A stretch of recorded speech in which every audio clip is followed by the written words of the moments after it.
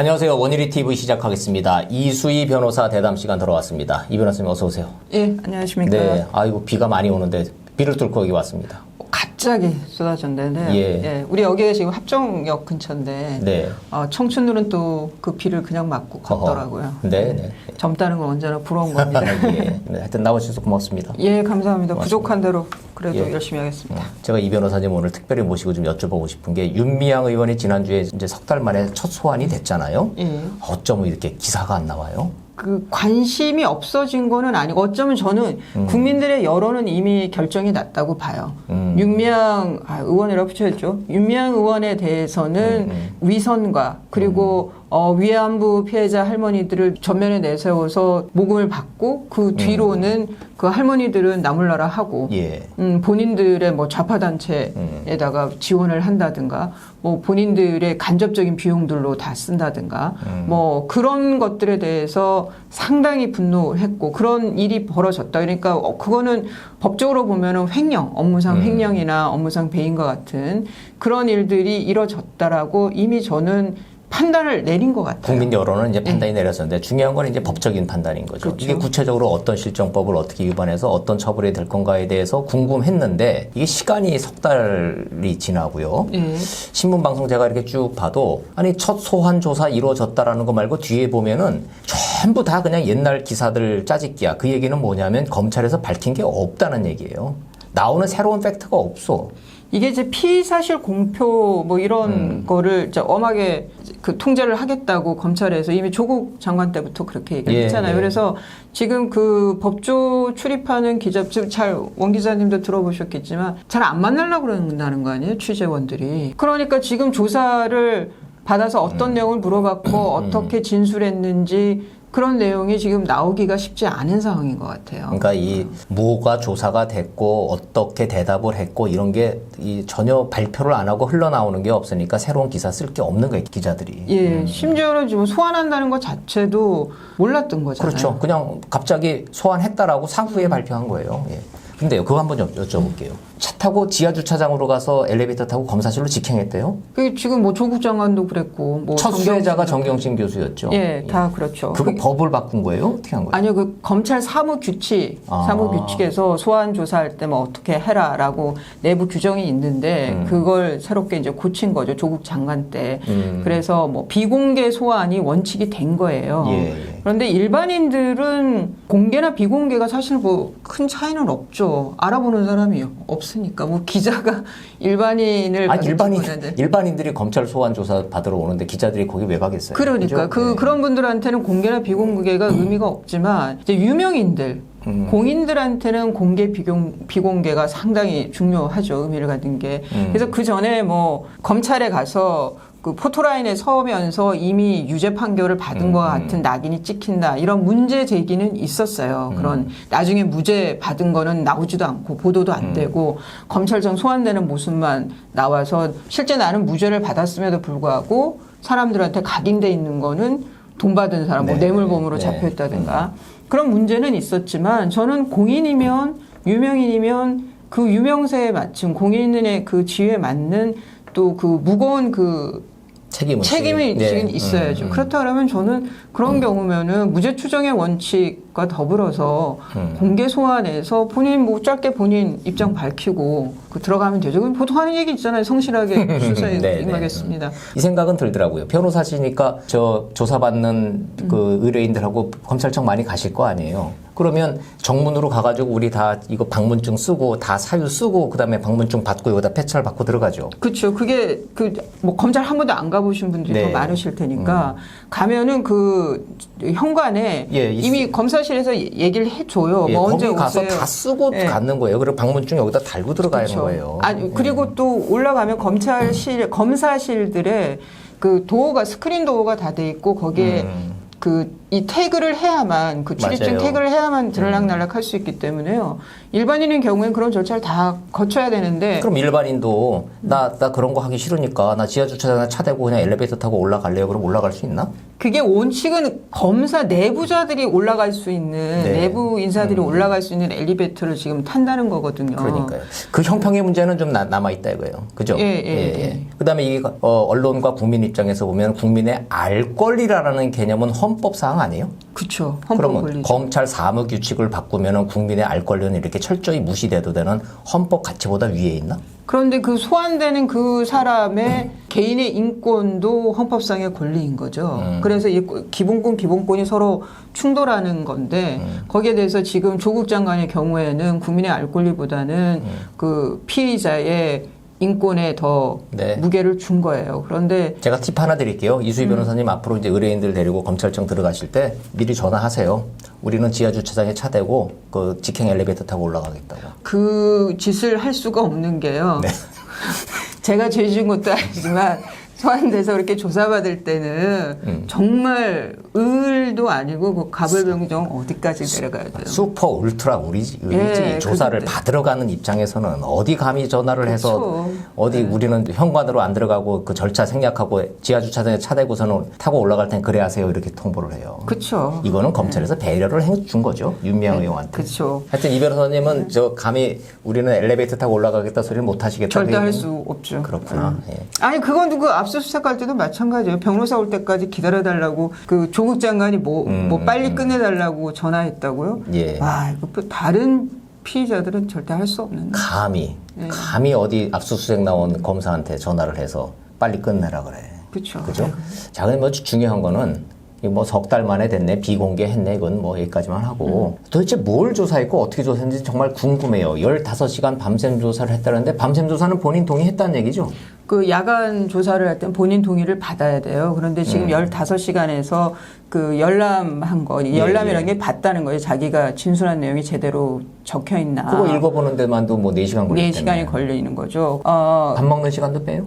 밥 먹는 시간도 빼죠. 중간에 다 빠져요. 한 두 끼는 먹었을 거 아니에요, 그죠? 뭐 점심, 저녁 다 조사관도 먹어야 되니까. 그러면은 15시간 조사했다고 그래 봐야. 10시간? 10시간. 9시간? 이거 좀 조심스러운 얘기인데 예. 아주 유명인이나 이런 사람들 중에 밤샘 조사를 받고 뭐 강도 높은 수사를 받고 나왔습니다 했을 때 네. 나올 때 얼굴 보면 알아요. 정말 조사를 좋죠. 받으면 기름기가 쪽 빠져요. 예. 이 여기가 그냥 보는 데서 볼살이 쏙쏙쏙쏙 들어가요. 뭐 네. 머리에서 막 기름이 나오고 그런 사람이면 강도 높은 조사를 받은 게 맞아요. 맞는데 밤새서 나오는데 그런 자타 너무 멀쩡한 경우 있죠. 그런 경우는 저는 그걸 다 믿지 않습니다. 그럼 이번 경우에는 전자예요, 후자예요? 근데 보지를 않았으니까 윤미향 의원 자체를 그거조차도 몰라. 지금 나오는 네. 걸 못 봤잖아요. 고강도인지 저강도인지조차도 우리는 몰라, 국민들이 이 상황을. 그죠? 그런데 이 사안이 그렇게 복잡한 사안이에요? 윤미향 의원 사건이? 이게 10년치를 지금 들여다보겠다는 거예요. 예, 10년치. 그게 이제 공소시효 문제가 있으니까 10년치를 들여다보겠다는 건데 여기서 뭐 돈에 대한 횡령이 있으면 자금 추적을 해야 되죠. 그럼 계좌 조회를 다 해야 되니까 시간이 걸릴 수는 있는데 그렇다 하더라도 5월 달에 시작한 게 그 8월 중순이 돼서 소환할 만큼 그럴 만큼 시간이 걸렸어야 했느냐. 특히 네. 이 사건의 경우에는 국민적으로 굉장히 관심을 받는 사건이기 때문에 집중적으로 그 수사팀의 인원을 배치해서 수사를 할 수 있었을 텐데 네. 저는 3개월까지 필요했었나? 저는 좀 늦은 감은 있다고 봐요. 아니, 구체적으로 여쭤볼게요. 아까 뭐 국민 여론은 다 결정됐다 그러지만 실정법상 뭐 이렇게 정리는 될 거 아닙니까? 그게 뭐 보조금에 관련된 법률 위반 혐의가 있고 거기에 일단 이제 보조금, 개인 계좌로 보조금을 그 받았던 거, 예. 그런 거 있고 뭐 아니면 이제 그 보조금 관련해서 회계에서 예. 부실하게 관리된 게 있다든가. 근데 이런 거는 다 가지에 불과한 거고 좀 부차적인 거고 제일 의미가 크다고 하면은 개인적인 착복이 있었느냐 없었느냐의 문제인 개인 거예요. 유용? 예. 그럼 정리를 하면은 지금까지 보도된 거 보면 사실은 이 수사는 다 언론이 한 거지 검찰이 한 게 아니에요. 언론이 다 밝혀내고 다 취재해가지고 발로 뛰어가지고 내놓은 팩트들을 가지고 검찰이 역으로 이거를 맞춰가는 수사니까 37억 원 정부 보조금, 기부금 이 회계가 불투명하게 처리됐다.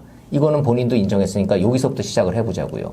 여기에서 얼마라도 개인 유용이 있었다 그러면 혐의가 뭡니까? 그건 업무상 횡령이 되는 거예요. 횡령이에요. 예, 그거는 업무상 횡령의 경우에 10년 이하, 3천만 원 이하 그 법정형인데, 네. 그러고 지금 이게 그 이용수 할머니가 처음 우리 할머니들한테 쓰인 게 별로 없었다. 맞아요. 거기서 시작된 거죠. 예, 그러면은 저는 이거가 사기죄도 좀 봐야 되는 거 아닌가. 그러니까 사기 혐의가 될 수 있다. 할머니들을 내세워서 돈을 걷었으니까. 본인 그러게 쓸 게 아님에도 불구하고 예. 마치 할머니들에게 쓸 것처럼 속여서 모금을 받으면 돈을 낸 국민들을 기망했다 그러죠. 그럴 때 법률용어로. 근데 그게 이제 적극적인 기망이 있었다고 봐야 되는지 뭐 물론 법적인 다툼은 있어요. 그리고 저는 뭐 검찰이 이거를 사기로 기소할 것 같지는 않은데 그래도 많은 분들은 사기라고 생각을 하는 거죠.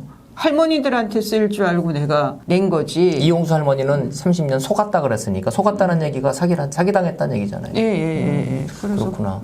자, 그러면 돈 문제만 놓고 보면 일단 횡령 혐의로 조사를 받은 거는 맞다.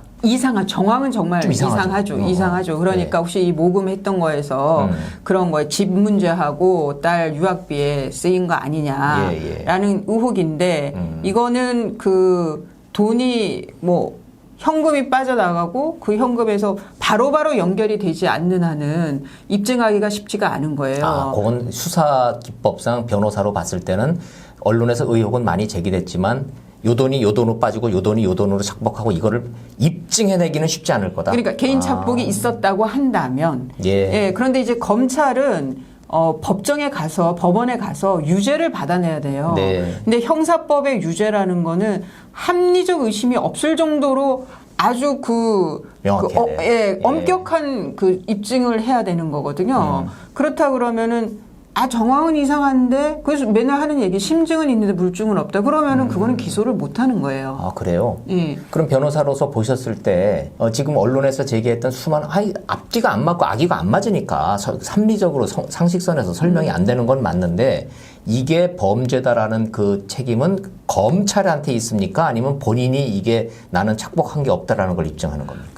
기본적으로는 검찰에서 있는 거죠. 그러니까 윤미향 의원이 자신 있으면 밝혀보세요라고 나오는구나. 이게 돈 흐름이라는 게 쉽지가 않아요. 특히나 현금이잖아요. 현금을 뺀 경우면 그게 쉽지가 않은 거예요. 그러면 집을 샀다. 지금 뭐 만일 개인 착복이 있다고 하면 집을 샀다. 이 돈 뭐 갖고 산 거냐? 그러면 뭐 형제가 빌려줬고 뭐 했고 내가 따로 또 뭐 이런 어려운 일 하니까 저축하는 오랜 습관이 있다는 거 아니에요? 그래서 제가 앞에서 말씀드린 게 국민들은 판단한 게 있고 또 검찰에서 입증의 한계로 기소하는 데 있어서 한계가 있고 그 괴리는 분명히 있을 거다. 변호사 입장에서는 이 수사가 생각보다 입증하기 쉽지 않다고 보시네요. 저는 그렇게 봐요. 그럼 이 부분은 어때요? 개인 계좌로 돈 모금했잖아요. 이거는 똑 떨어지는 실정법 위반 아닌가요? 그러니까 법인 계좌가 있는데 왜 개인 계좌로 모금을 해? 조의금 받았잖아. 본인 인정했잖아요. 기부금법 위반인데 뭐 그런 거는 격가지에 불과한 거고. 그래서 근데 그게 있어요. 우리 시민단체에서 회계 같은 거를 뭐 어디 대기업의 법인의 회계처럼 그렇게 꼼꼼하게 하지는 않을 거란 말이에요. 그래서 그 뭐 치킨 집에서 그 송년회하고 이럴 때 뭐 뭉치로 다 지난 한 달치 거 다 몰아가지고 거기 세금 계산서 그냥 하나로 처리하고 저는 그런 거는 있음직도하다고 생각해요. 그거는 해서는 안 되는 일이지만 그거는 현실적으로 벌어지는 일이고 그거를 가지고 막상 처벌하자고 그랬을 때 과연 그게 실정법 위반으로 기소가 가능할 수준인가 검찰이 고민하겠다. 그렇군요. 기소는 할 수가 있는데 윤미향 그 의혹에 있어서는 그런 걸 갖고 윤미향을 비판한다고 하면은 그거는 좀 너무 작은 건이다 이거죠. 그러면 이거는요. 안성쉼터를 7억 5천에 사서 4억 2천에 팔았으니까 손해를 봤잖아요. 제일 이상한 거죠. 더군다나 요새 이 부동산이 난리인데 이게 그 현대중공업에서 그 지정을 해가지고 예, 예. 기부를 했고, 예. 그래서 안성 쉼터를 당시 시가로 보면은 4억 원 정도면 맞을 집인데, 네. 4억 대면 맞을 집인데 7억 5천을 주고 샀고, 예. 그리고 그거를 2, 3년 후에 파는데 그 샀을 때보다도 더 가격이 떨어져가지고 팔았다 이거예요. 그럼 지금. 검찰은 요건 무슨 법 기준으로 이 사건, 요 사안을 들여다봅니까? 이건 이제 업무상 배임이 될 수가 배임. 있어요. 아니면 그 차액을 빼먹었다면, 차액을 빼먹었다 그러면 업무상 횡령도 되는 거고. 횡령도 되고 배임도 될 수 있는데 일단 드러난 거는 비싸게 사서 싸게 팔았으니까 손해를 입혔고 그거는 배임이 될 수 있다. 예, 배임도 무슨 처벌의 기준 액수가 있나요? 그것도 횡령하고 마찬가지예요. 뭐 1억 정도, 1억 이상 되면 뭐 구속영장도 청구하기도 하고 하는데, 그럼 횡령하고 배임하고 뭔 차이냐? 그러면 횡령은 실제 돈, 예. 물건 같은 거를 그 임의로 자기가 자기 걸로 하는 것이고, 배임 같은 경우는 사무에서 피해를 입히는 거예요. 예, 예. 그런데 이것도 입증이 자꾸 제가 비관적으로 말씀드려요. 죄송합니다. 이것도 입증이 쉽지가 않아요. 본인은 7억대로 사도 괜찮다고 판단했다. 그럼 근거들이 뭐 있을 거 아니에요. 예. 뭐 이 사람이 와서 이거는 뭐 지은 게 고급 자재를 썼고 앞으로 이런 전망도 있고 뭐 이런저런 얘기들 때문에 제가 부동산을 잘 모르지만 이런 것 때문에 저는 7억대에 사면 잘 산다고 생각을 했다라고 했을 때 그게 아니고 4억대만 줘도 되는 건데 7억대를 줬다라는 거를 검찰에서 또 입증을 해야 되는 거예요. 그러니까 이게 누가 봐도 뭔가 의심스러운 수상스러운 거래인 거는 수상하기는 한데 입증해내는 거는 검찰한테 책임이 있기 때문에 그거를 밝혀내기는 쉽지 않을 거다. 전체적으로 이 변호사님 설명을 좀 듣다 보면은 횡령, 배임, 기부금법 위반 그리고 이 이제 불투명한 이 돈 씀씀이 이거를 입증해내기가 검찰이 쉽지 않을 거다 이렇게 좀 비관적이세요? 저는 그렇게 봅니다. 그래요? 근데 의지를 갖고 더 달라들어서 자금 흐름 같은 거를 더 뭐 꼼꼼하게 들여다보고 했을 때 뭐 드러날 수 있는 가능성의 차이는 있겠죠. 좀 더 그런 확률의 차이는 있겠지만 기본적으로 쉽지는 않아 보여요. 사안 자체가 입증하기가 쉽지 않은데 검찰의 의지도 그렇게 강해 보이지 않는다 그 뜻이에요? 예, 그렇습니다. 왜 뭘 근거로 그렇게 얘기해요? 3개월이 지나서 이렇게 비공개 너무 소환을 길었다? 했고 결론 좀 여쭤보죠. 기소를 하기는 할까요? 제가 말씀드린 대로 뭐 업무상 횡령 쪽보다는 기부금법 위반이라든가 그런 좀 그 부차적인 사안에 대해서는 기소할 여지가 있어 보이고 좀 이상한 거는 그 이제 길원옥 할머니 그 쉼터 소장 자살을 하게 한 그 사건 거기서 그 며느님이랑 그 아들이 봤을 때 할머니 계좌에서 뭉칫돈이 나갔다는 거 아니에요. 그 부분은 어떻게 그 해명을 했는지 모르겠는데 일부 돈에 대해서는 업무상 횡령이 인정될 것 같은데 그 액수가 많지는 않지 않을까. 변호사로서는 그 대목을 결국은 돈의 흐름을 주목을 하시는군요. 그러면은 구속영장 청구를 할 거냐 윤미향 의원에 그게 대해서. 궁금해요. 그래서 저는 그 횡령 부분이 어느 정도 밝혀지고 액수에 따라서 다를 텐데 뭐 1억이 넘는다 하더라도 구속영장 청구를 할까? 또 했을 때 발부가 될까? 자신 있게 말할 수는 없는데요. 구속영장 안 치고 그냥 불구속 기소하는 쪽으로 전망하시네요. 그다음에 뭐 설사 구속영장 청구를 해서 발부가 된다 하더라도 국회 동의를 받아야 되는 거잖아요. 지금은 뭐 하루 이틀은 여유가 있기는 하죠. 근데 18일 날 연휴 끝나고 바로 임시국회 열리니까 임시국회 열리면은 영장 발부돼도 국회 동의돼야 되는데 민주당이 동의해 줄 리가 없죠? 제가 봐도요. 그러면은 구속영장 청구돼서 발부돼서 그게 처리될 가능성은 현실적으로 낮다고 보시네요. 그래서 불구속 기소 방향이 현실적으로 가장 높다? 그렇구나. 이 변호사님은 전반적으로는 비관적인 전망을 하시는군요. 그리고 문제 법적인 건 그런데 그 외쪽으로 봤을 때 그 좌파 단체들의 명분은 무슨 세계 평화 뭐 이런 걸로 명분을 삼아서 그 지원들을 했는데요. 저는 그거는 그 기부한 분들이 단체 소송이라도 해야 되는 거 아닌가 싶어요. 전부 다 자기 돈들과는 이론도 없잖아요. 그렇죠. 그죠? 다 국민 성금이고 국민 세금이고 그죠? 그리고 저는 여기서 윤미향 의원 그 얘기 나오면 그 남편이 예. 민변 그 변호사하고 네네. 북한으로 돌아가라고. 예. 그거 국가보안법 위반 아닙니까? 국가보안법 위반 시비가 좀 있죠. 예, 근데 왜 현재하고 수사를 있어요. 안 해요? 저는 그것도 이해가 안 가요. 왜 저한테 물어보세요? 제가 수사하는 건 아니고. 그거 예, 왜 예. 수사 안 합니까? 국가보안법 위반으로 수사해야 되는 거 아니라고 문제 제기를 하면 요즘은 그 문제 제기 자체가 이상하게 느껴지는 세상이 돼버렸어요. 이상해졌어. 그다음에 강원도 어디 그 심신 유곡에 가서 그 뭐 장군님 얘기를 하면서 그걸 회유라고 예, 그래야 돼 예. 협박이라도 그런 진술들이 나오고 있는데 수사를 안 한다? 이 변호사님도 법률가의 시각으로는 그런 점이 좀 이상하다고 느끼셨구나. 예. 근데 문제는 뭐냐면 잘못한 게 없다는 게 기본적으로 이 사람들의 모든 사람들의 공통점인데 손혜원 전 의원 보세요. 1심 징역형 나왔잖아요. 법정 구속만 피했을 뿐이지. 잘못한 게 있어야 반성을 하죠. 그랬대? 더해서 판사가 나라는 사람을 안다고 하면은 그런 판결을 내릴 수 없다. 판사가 도대체가 나라는 사람을 이해를 못한대. 진짜 자기애의 극치인 것 같아요. 그거는. 참, 예. 그러네, 하여튼. 근데 그런 분들이 위정자로 있다는 거는 얼마나 이게 비정상적인 거예요. 그러게요. 자, 그래서 윤미향 의원 얘기를 정리를 좀 하고 검찰 조직을 개편을 하겠다고 개편안을 발표를 했는데 그것 때문에 말이 많대요. 우리 이제 또 그 추미애 장관 얘기가 또 나와야 되는데 예, 제가 앞에서 우리 추미애 장관 예, 우리 추미애 장관님이요.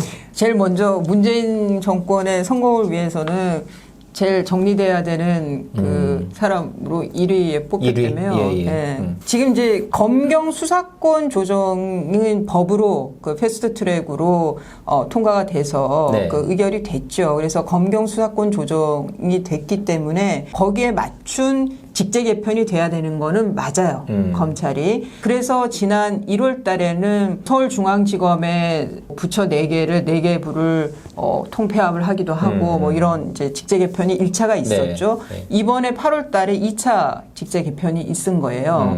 근데 여기에서 주목할 거는 뭐 공판 중심주의로 바뀌게 돼. 공판 중심주의가 말이 어려운데 그 얘기는 법원에서 법정에서 유무죄를 집중적으로 따져보도록 바꾸겠다 이런 취지예요. 공판 중심이라는 게. 검찰이 기소를 하고 검찰이 구속을 했네 말할 거는 그건 중요치 않은 거야. 재판에서 유무죄를 밝히는 그 단계 중심으로 모든 사법 시스템을 바꾸겠다. 예. 그러니까 이전에는 검찰에서 검사 앞에서 조사받았던 예. 피의자 신문조서가 있으면 그게 법원에 가서 법정에서 판사 앞에 놨을 때 이렇게 말씀하셨잖아 이러면서 뭐 방망이 두들기던 그런 재판이었다면 이제는 판사 앞에서 다 저기 증거 공방에서부터 좋아요. 뭐 진술까지 거기에 하자. 대해서 불만을 갖고 있거나 반대하는 국민은 뭐 없다고 봐요. 그거는 예. 제대로 되는 게 예. 맞아요. 좋아요. 예. 근데 그만큼 또 인원도 더 필요하고 시간도 더 필요한 거예요. 공판 중심주의가 되려면. 네. 또 하나는 이전에 특수부, 공안부 중심이었던 이 사람들이 출세하던 이 사람들이 네. 검찰에서 주류였던 것을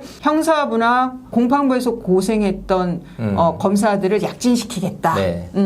그것도 뭐 명분 좋아요. 예, 좋아요. 그런 것에 따른 직제 개편이냐, 이번 예, 8월 예. 직제 개편이 예. 그게 아닌 것 같다라고 해서 비판을 받는 거예요. 저는 그 기준은 검찰 내부에서 딱 나는 답이 나올 것 같은데 왜냐하면 뭐 특수하고 공안 출신들만 출세하고 형사하고 공판 출신들은 고생만 하고 출세를 못한다고 했으니 이걸 반대로 해서 비정상의 정상화를 해서 그 공판과 형사부 일선 검사들은 야 우리가 이제 드디어 고생하는 사람들이 잘 되게 됐네 박수치고 환영하고 그러면은 그 잘 된 거 아니겠어요? 예, 예. 근데 그래요 실제로? 그런 인사로 보이는 건 아니라는 거죠. 지금 이 프로세스에서 그 직제 개편과 관련해서 그 반발들이 올라왔던 거는 그 본인들이 그건 실명으로 올리는 거란 말이에요. 네. 그러면 인사상 불이익을 감수하면서도 의견을 표출하는 사람들이 많았다. 그런 검사들이 많았다라는 거는 보편적인 정서가 이 직제 개편안에 대해선 반대한다는 거죠. 명분은 공판 중심주의로 가겠다고 추미애 장관이 이걸 밀어붙이고 있는데 거기에 담겨있는 속뜻은 그게 아니고 검찰의 무력화고 검찰의 수사 기능 자체를 이제는 시스템적으로 살아있는 권력 수사를 못하게 하겠다는 그 취지가 담겨있다. 예. 여기에 이제 검사들이 분노하는 거죠. 예, 지금 이제 그 공수처가 생기니까 예. 여기가 저기 축소될 수밖에 없는데 검찰의 기본은 우리가 이제 보통 거악이라고 표현하는 예. 거악과 현 그 권력에 대한 수사를 하는 게 검찰이라고 많은 그 국민들은 기대를 하고 있어요. 그런데 그렇죠. 그리고 또 하나는 지금 대검의 4개 그러니까 차장검사급의 4지위를 없애버렸단 말이에요. 그게 없애겠다고. 참 어려워요, 말들이. 그 대검의 차장검사급이라는 게 결국 검찰총장을 딱 에워싸고 있는 이제 측근, 보좌를 하는 그 고위직들이잖아요. 그럼 한번 이름이 어렵대요. 대검 수사정보정책관. 거기서 이제 대검 수사정보정책관이라고 하는 그 이게 자리가 있어요. 옛날에 우리가 흔히 젊었을 때 그 현장 취재할 때 대검 범정기획관이 그러니까 한마디로 정보. 예. 네. 범죄 수사 정보. 예. 예. 정보 우리가 흔히 정보를 제일 많이 갖고 있는 게 국정원이었고 그 뭐 이름 바뀐다고 하는데 그다음에 경찰. 경찰, 검찰, 뭐 그다음에 언론 뭐 이렇게 기무사 뭐 이렇게 예. 했었죠. 그런데 그게 지금 여기가 그 대검 수사 정보 정책관이란 말이에요. 거기서 범죄 정보를 쫙 수집을 해서 거기서 추려가지고 얘기되는 것만 딱 정리해서 매일 아침 검찰총장한테 보고하는 거예요. 아 이런 정보가 있습니다. 이런 정보가 있습니다. 근데 이걸 없앤 거예요? 이걸 이제 없앤다는 거예요. 근데 그 명분은 있는 거지. 인지 수사를 줄인다고 하니까. 그 인지 수사라는 게 뭐냐면 검찰에서 자기네가 알아가지고 어떤 범죄 혐의들을 포착을 해서 본인들이 직접 수사하는 거, 알아내서 본인들이 정보를 수집해서 수사하는 거, 인지 수사라고 하는데 인지 수사를 줄이겠다는 거 아니에요, 지금? 쉽게 말해서 추미애 장관의 요구 사항은 범죄 정보 수집하지 말라네 그러면. 그런 거죠. 예. 그러니까 검찰총장한테 정보력을 뺏겠다는 거죠. 검찰총장한테 이런 대한민국에서 이런 범죄가 일어나고 있습니다. 정보 보고하지 말라는 얘기네. 그런 거죠. 그 자리를 아예 없애버린 거예요. 예. 그렇구나. 그럼 반부패 강력부 선임연구관은 뭐예요? 이거? 말도 너무 어렵긴 한데 이것도 그 결국 이제 특수부인데 이게 옛날에 대검 중수부 그렇죠. 중수부죠. 반부패 강력부라는 데가. 근데 여기가 상갓집에서 너가 심재철 부장한테 네가 검사냐? 검사냐고 달려들었다고 하는 그 검사가 이 선임 연구관이었어요. 양석조 검사. 그러니까 이게 어떤 위치인지 아시겠죠? 이번에 쫓겨나갔죠? 예. 그러니까 이게 어느 위치라는 거 아실 거고. 그러네. 예. 더 설명 필요 없을 것 같고. 그다음에 공공수사정책관이라고 있는데 이거는 수사의 그 기획이라 그럴까요? 수사 방향 같은 거 이번에 우리가 이런 수사를 한번 해봅시다 하면 그런 걸 담당하는 곳이에요. 예를 들어서 뭐 어떤 여야 선거법 위반 선거사범을 처리를 할 때 총선 끝나고 난 다음에 이거를 모든 일선성에서 그냥 막 각계격파로 하면은 중구난방이 되니까 여야 균형도 맞춰야 되고 큰 방향을 어떻게 가야 된다라고 정리를 해주는 사람이 필요한데 그 자리도 없애버린 거네. 그러니까 하지 말란 얘기네 수사를 또. 그렇죠. 그러니까 검찰이 완전 힘이 쫙 빠져버리는 거예요. 이게 그러니까 검찰총장뿐만 아니라 검찰에 과학수사기획관 이거는 왜 없애려고 그랬는지 그거는 저도 갸우뚱. 아니 뭐 전체적으로 수사를 하지 말라라니까 과학수사가 왜 필요하겠어. 과학수사라는 게 수사를 잘하라고 필요한 건데 뭐 수사하지 말라는데 과학수사 왜 필요해. 그냥 행정사무만 보라는 거니까. 그러면 이 개편안의 본질을 딱 한마디로 정리하면 이 변호사는 뭐라고 정리를 하시겠어요? 검찰의 힘 빼기. 그리고 더해서 검찰총장, 지금 윤석열 검찰총장의 힘 빼기인데 그게 정보력, 수사력을 다 빼려고 하는 거다. 근데 또 하나는 그런 얘기도 저는 그런 것도 좀 설득력이 있던데 이렇게 직제 개편을 하면서 개방직들을 늘리려고 하는 거 아니냐 뭐 이런 얘기도. 뭔 뜻이에요? 개방직이라 하면? 개방직이라는 거는 검사가 아닌데 검찰에 들어가요? 그렇죠. 민변이네 결국. 뭐 그런 얘기도 있어요. 그거네. 그런 시각도. 근데 저는 그 얘기를 듣고 이 변호사도 그럼 그 개방직으로 한번 들어갈 수 있을까? 안 뽑을 것 같은데 추미애 장관이? 그렇겠죠. 저도 지원도 안 하겠지만. 결국은 민변 출신들 변호사들 중에서 이 최광우, 뭐 황희석 이런 분들이 검찰로 들어갈 수 있는 어떤 통로를 확보한다는 얘기네요. 그거는 그냥 제 억측이에요. 아니 실제로 그런 얘기 있잖아요. 그리고 난 다음에 검찰에 이렇게 힘 빼고 나면 이런 수사들은 그럼 어디서 합니까? 국민들이 물으면 그건 공수처에서 할 거예요 라는 거잖아요. 그럼 공수처는 수사관들이나 그 공수처 중간 간부들은 전부 민변 출신들이 줄 서 있다며요. 맞습니다.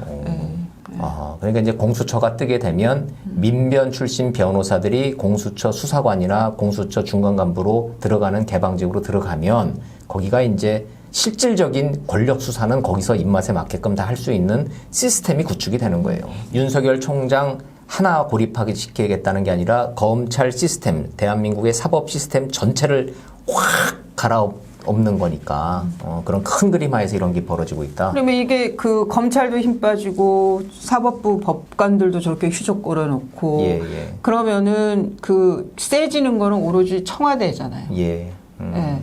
언론도 다 장악하고 하고. 아, 그래서 그러네. 전체주의로 가고 있다라는 그런 독재라는 말이 비판이 나올 나오고 수밖에 있는 거예요. 없는 거예요. 그러면은 중요한 거는 이렇게 법치주의가 완전히 붕괴되고 그 정권이 교체되지 못하고 나아간다 그러면 진행된다 그러면은 정말 피해 보는 건 누구냐? 국민이지. 돈도 없고 힘도 없는 백도 없는 서민들이 힘든 거예요. 예. 돈 있는 사람은 그런 무법천지에서는 그 네트워크를 통해 가지고 더 좋은 기회를 얻을 수가 있어요. 그런 것들이 지금 그러네. 그 90년대 초반 몰락한 사회주의 국가들 보면 자명하거든요. 그러네. 저는 그런 게 제일 걱정되는 부분. 갑자기 소름이 쫙 끼쳐지네. 이 변호사님 설명을 들어보니. 그래서 저는 이제 그 말씀 드리니까 궁금한 게 이 정권은 지금 권력 비리가 없다고 주장을 하지만 윤석열 검찰이 하다가 중단된 권력 비리 수사가 지금 너무나 많잖아요. 이게 지금 현재 상황이 어떻게 되는지 국민들이 전혀 몰라요. 아니 저희가 모르는데 국민들이 어떻게 알겠어요. 예를 들자면 지금 서부지검에서 윤미향 정의연 사건 수사 중으로 계속 얘기했고 라임, 옵티머스 이런 이 금융 사기 사건 제일 국민들이 많이 관심 있고 시중에서 제일 카더라가 많이 떠돌고 있는 사건이 라임과 옵티머스. 그렇죠. 청와대 행정관들이 이미 연루된 거는 그건 확인이 됐죠. 하나는 구속됐고 하나는 지금 좀 수사 중이니까. 이건 어디서 하고 있어요? 지금 남부지검이에요. 남부지검에서. 예. 금융범죄 사건은 남부지검이 특화돼 있죠. 원래 거기가 여의도가 남부지검 관할이기 때문에 남부지검의 이런 금융 사건의 경우에는 그 노하우가 있는 거죠. 그래서 남부지검에 배당은 됐는데 외려 그 라임 하다가 권원육 차기니 뭐 검은육 차기니 방향이 이상한 데로 틀어져 가지고 맞아요. 그것만 주목을 받고 정작 라임 수사는 어떻게 되고 있는지 알 길이 없고 그리고 이게 검찰 안에서도 수사가 돼야 된다고 다들 생각해요. 네. 라임이나 옵티머스나 살아있는 권력들하고 분명 뭔가 연결이 되어 있는 것 같으니까. 또 하나는 동부지검에 있는 그 추미애 장관 아들 미복귀 사건 같은 그거 경우에 수사 지휘하던 차장검사는 옷 벗었던데? 고검장 승진해서 안 된 거죠. 그러면서 옷을 벗고 검사장 승진이 안 되겠다. 검사장. 예. 그 차장검사니까 일선청의 차장검사니까 검사장 승진을 해야 되는 당연한 사람인데 안 됐어. 국민 입장에서 보면은 어찌됐든 떠들썩했던 권력 의혹 비리 사건이 수사하던 검사들이 자꾸 옷을 벗는 거는 좀 이건 이상한 거예요. 그럼 예를 들자면 그 시끄러웠던 그 울산시장 그 선거 공작 의혹 사건 13명이나 기소가 됐는데 그거는 서울중앙지검에서 했었죠. 예, 울산에서 하던 것을 윤석열 총장이 올렸죠. 갖고 왔죠. 그래서 서울중앙지검 공공수사 2부에서 수사를 했고 13명을 기소를 했는데 임종석은 빠졌었죠. 그러니까 임종석하고 이광철 민정비서관 두 사람이 남은 이제 수사 대상이었는데 때마침 총선이 걸렸으니까 총선 뒤로 오해를 피하기 위해서 넘겼는데 그 뒤로는 올스톱. 그다음에 이성윤 서울중앙지검장 오고 난 뒤에는 이 수사 어떻게 돼 있어요? 임종석 비서실장에 대해서는 한번 소환을 했죠. 그때는 공개적으로 했어요. 맞아요. 본인이 나와서 포토라인에서 한마디로 나 기소 못하면 책임질 거냐고 감당할 수 있습니까? 이랬죠. 뭐 그랬죠. 그랬는데 그 임종석 비서실장에 대해서 분명히 기소 이어져야 되는 게 맞는데 공소장을 보면 당연히 돼야 되는 거고 아니 임종석 비서실장이 문제가 아니라 대통령 이름이 15번 언급된다고 조국 전 장관이 자기가 얘기했잖아요. 그러니까 지금 그래서 이게 임종석 비서실장이 대통령과의 연결고리가 된단 말이죠. 맞아요. 그러니까 상당히 부담스럽겠죠. 그러니까 이 서울중앙지검 공공수사 2부가 이 사건을 계속 진행을 할 수 있는 상황이 아니네요. 추미애 법무장관과 이성윤 중앙지검장이 있는 한. 저는 그냥 뭉개고 있는 거 아니냐. 그렇게 보신다. 자, 그러면 이렇게 각 일선청에서 이런 권력 비리라는 게 막 각계격파식으로 진행되면 대검에서 이거를 쭉 취합해서 좀 정리하고 이런 기능이 있어야 되는데 이번에 그 기능 자체를 싹 다 씨를 말려버린 거네요. 또 하나는 의지를 갖고 그 자존심을 가지고 검사로서의 직업적 양심을 가지고 수사를 할 만한 여건들이 지금 안 이루어지고 있는 거죠. 그러네. 역시 또 검찰의 의지로 또 귀결이 되는군요. 저는 그것이 굉장히 중요한 것 같아요. 이런 지금 무법천지 상황에서는 정말 용기 있는 한 사람들이 나서줘야만 하는 상황이다. 네. 알겠습니다. 검찰의 직제 개편안에 담긴 그 정치적 함의와 그 음모에 대해서 한번 이수희 변호사님하고 잘 짚어봤습니다. 예.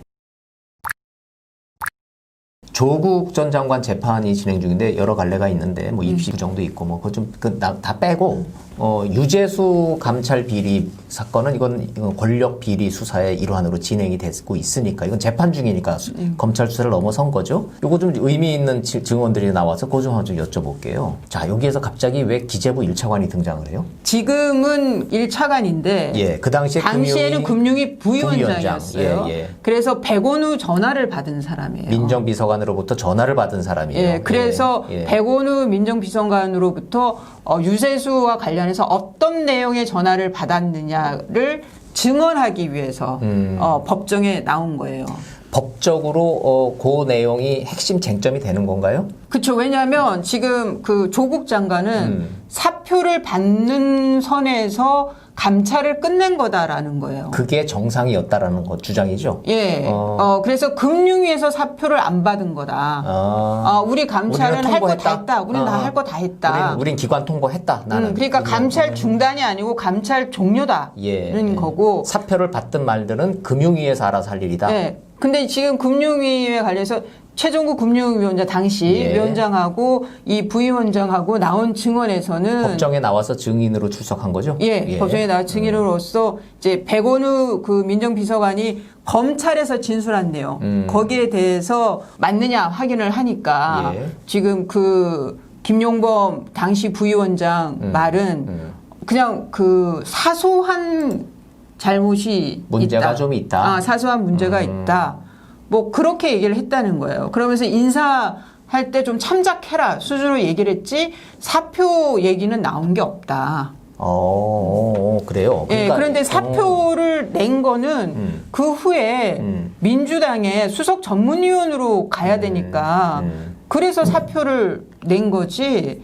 당시 그 백원우 민정비서관한테서 사표 얘기 받은 적 없다. 사표 얘기 들은 적 없다라고 이렇게 다른 진술이 나온 거예요. 이 변호사님 얘기를 듣다 보니까 시청자 여러분들이 이 사건을 정확하게 또 기억을 하실까 모르겠네. 제가 처음부터 좀 정리를 해서 좀 여쭤봐 드려야 되겠네요, 대신. 유재수 금융위 정책국장이라는 자리가 여의도 바닥에서는 저승사자죠. 엄청 센 자리죠. 금융위 정책국장. 금융정책국장. 그러면은 금융사들한테는 저승사자니까 갑과 을이죠. 그런데 금융회사 관계자들한테 형동생 하면서 이른바 스폰서를 좀 세게 받았어요. 현금이 기소된 공소장에 적힌 것만 4,950만 원. 이건 5천만 원 안 넘기려고 그랬던 것 같고. 그 5천만 원이 왜 중요하냐면 이게 특가법으로 되니까. 50만 원 빼준 것 같아. 어찌됐든. 이거를 먼저 밝혀낸 거는 청와대 감찰반이에요. 민정수석실에서. 유재수가 저기 대통령을 형이라고, 재인이 형이라고 부르는 사이이기는 한데, 이게 들리는 소문이 심상치 않은 거예요. 그래서 감찰을 해보니, 금융회사들한테 스폰서를 너무 세게 받았어. 그래서 문제의식이 있었던 거예요. 처음에. 그죠? 민정실에서는. 그런데 하다 보니까, 결과를 놓고 보니까, 이거를 검찰에 넘기지를 않고 그냥 금융위에다 넘겨버렸어. 그리고 감찰 종료라고 주장을 하고 있는 사안이에요. 재판의 쟁점은. 자, 여기서부터 다시 좀 갈게요. 그러면 민정수석실에서 돈 먹은 공무원을 이제 적발을 했어요. 액수가 이제 4,950만 원이야. 그러면 이거 기관 통보죠? 기관 통보 플러스 그 박형철 반부패 비서관이 당시 했다는 얘기 있잖아요. 이거는 그 수사 의뢰해야 되는 사안입니다라고 얘기했다는 거 아니에요? 보고했다고. 그런데 그 전화를 금융위에다가 전화를 한 거는 백원우 민정비서관인데 카운터파트가 김용범 그 당시 부위원장이고 지금 현재 기재부 1차관이죠. 야, 이 사람 문제 있으니까 저 알아서 처리해. 여기 이 자리에는 계속 못 있을 것 같아요. 라고 얘기했다는 건데 들은 사람은 얘기가 달라요. 사표 받으라는 얘기를 청와대로부터 전혀 안 들었다는 거 아니에요? 첫 번째는 기관과 기관에서 통보를 하는데 그것도 감찰을 해서 특별 감찰을 해서 전화로 유선상으로 얘기한다는 그것도 거 이상하네, 진짜. 이것도 저는 절차적으로 문제가 있다고 보여요. 이런 거는 공문을 남겨야죠. 그러니까 이거는 김용범 1차관 얘기가 저는 더 맞는 거 같아요. 청와대로부터 전화를 받기는 했는데 뭐 공문으로 온 것도 아니고 그냥 전화로 뭐 문제가 있으니까 어쩌고저쩌고 하니까 그냥 그런가 보다 봐주라는 거구나 식으로 받아들였을 가능성이 있다. 그래서 그 무슨 조치를 했다. 죄송합니다. 잊어버렸네. 이 금융정책국에서는 그 정책국장 자리에서는 물러났어요. 물론은 났지만 사표는 안 받고 그 이듬해에 속으로 그랬다는 거 아니에요. 아, 저 서초동 가서 검찰에 곧 가겠구나라고 생각을 했는데 사표를 내더니 그 다음에 민주당 수석전문위원으로 가더라.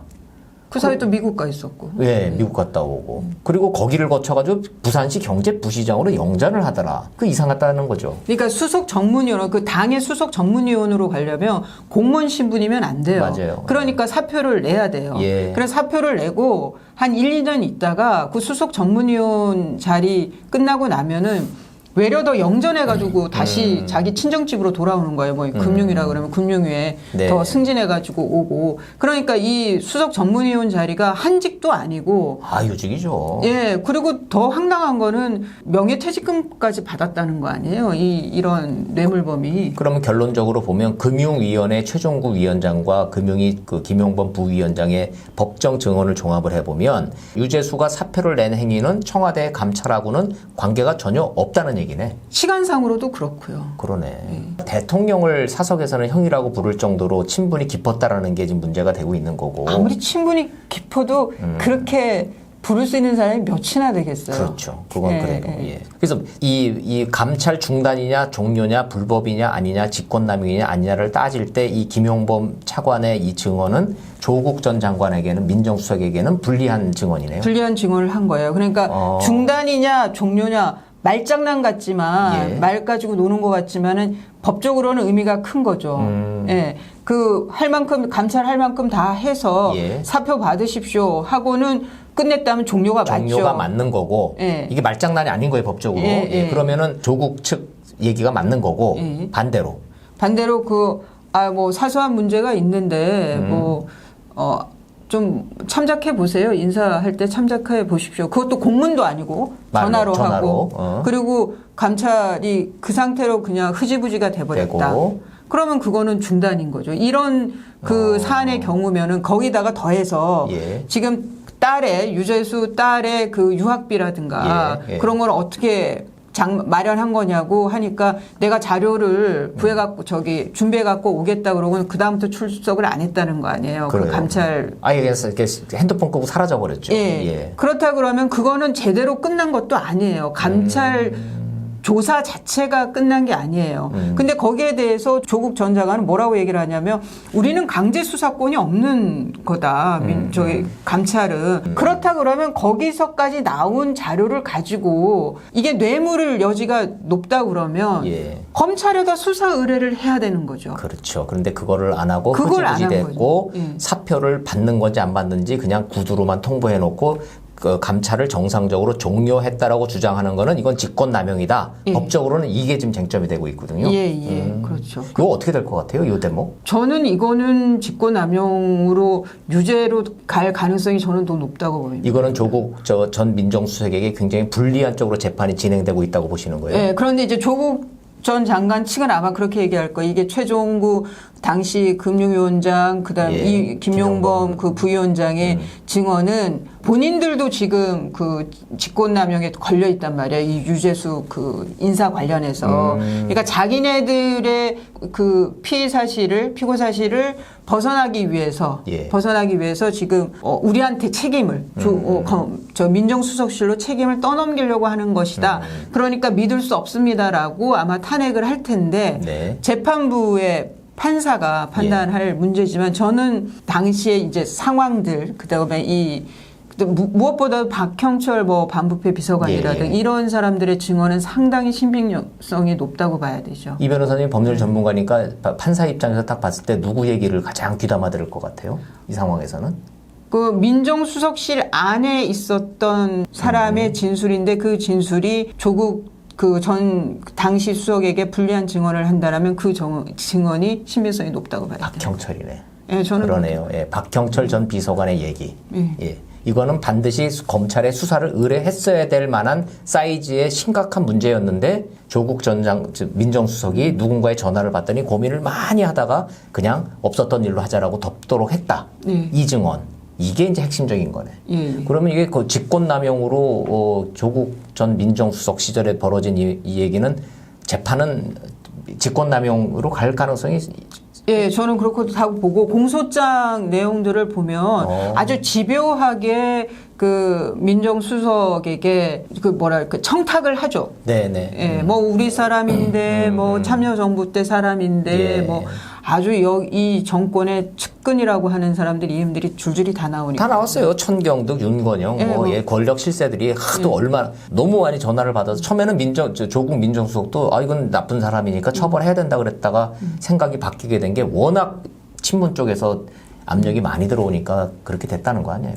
예. 공과사 구별을 해야 될 때 안 한 죄. 그러네요. 그게 조국 지금, 조국 전 장관 이거는 좀 불리한 쪽으로 간다라는 말씀이시고 입시 부정도 불리한 쪽으로 가고 있어요 보니까. 예, 그 뭐 딸 그 표창장 지금까지는 모두 다 정경심 교수 엄마가 다 한 걸로 돼 있었는데. 예. 그 뭐 지금 그 컴퓨터 집에 있던 컴퓨터가 압수수색에서 뭐 표창장이라든가 이런 위조 관련들이 그런 거는 물증이라고 봐야죠. 표창장 물증이 있는 위조를 거죠. 아빠인 조국이 직접 했다 쪽으로 공소장을 변경했다 그러는데 공소장 변경을 재판부가 받아들였다는 사실은 말되네 이런 뜻이에요?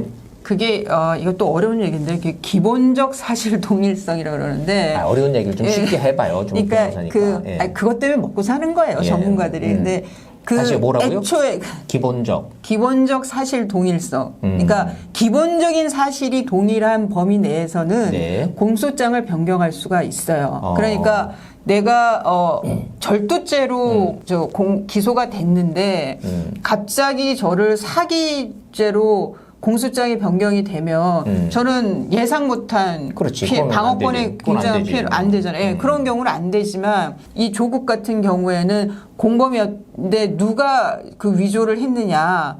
그런 그러니까 뭐 공범이었다가 이런 차이들 가지고는 그 할 수 있다.